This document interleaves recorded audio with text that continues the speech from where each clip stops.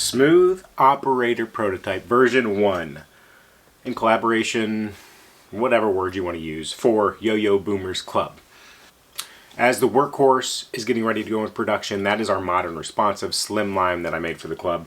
This is an old school organic unresponsive metal yo-yo. This is the Operator version 1, as I said. I'm going to speak on the specs and then talk about the examples that I used from suggestions to end up on the specs and how the yo-yo plays. 55.7 millimeters in diameter, 43 millimeters wide, G20 pads, size C bearing, the Ripper, G2 Ripper bearings going in them. This has a higher wall and you can see the schmoove ring on it. It's more of a undercut style than a big soft semicircle. A little more effective with the weighting on that versus the older style. Very, very rounded all the way from that catch zone, from that high wall all the way out to the rim.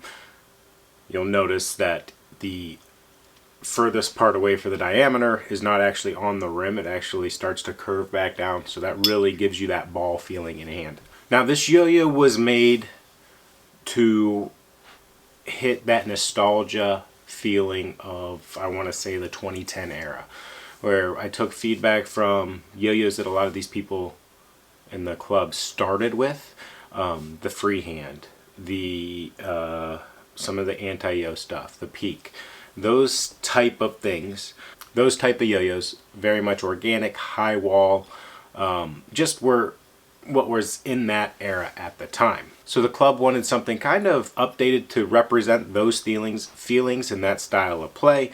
So to me, I took that into the characteristics of very soft and friendly in the hand, high walled, so not the most stable yo-yo in the world. Still a decent amount of center weight here. We don't want to be overly powerful. I did modernize it a little bit, took the weight down than what we were used to in that era, while putting a little bit more weight on the rim. It kind of counterbalances, but kind of modernizes it while still keeping a little bit of that feel. The G20 pads, those are my wider pads made specifically when I was designing the Encore with Guy Wright. But it's closer to the size of the old response pads where you would take flowable silicone, or even when you would mod your freehand and take so that you took the stock pads out, drilled a groove, well not drilled a groove, but modded a groove in to put flowable silicone in. So those pads are closer to that. This raised spike's not something I've done. We talked about having some sort of raised area there for the axle.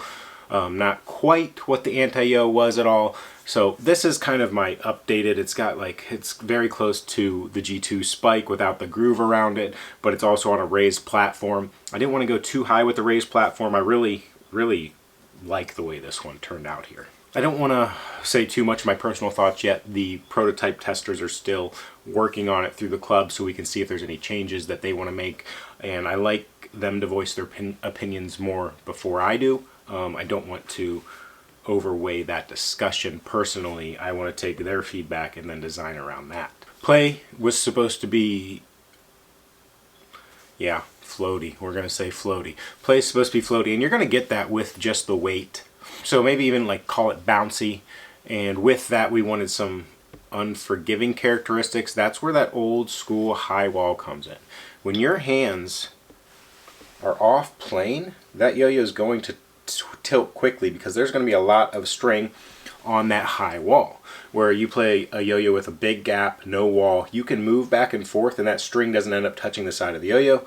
I mean, this is old school style. You've got to keep those hands in plane. It's going to slow down. It's not quite going to come back and snap you in the knuckles the way the old stuff might have, but still remind you, hey, you can't be sloppy right now. Very much does those things.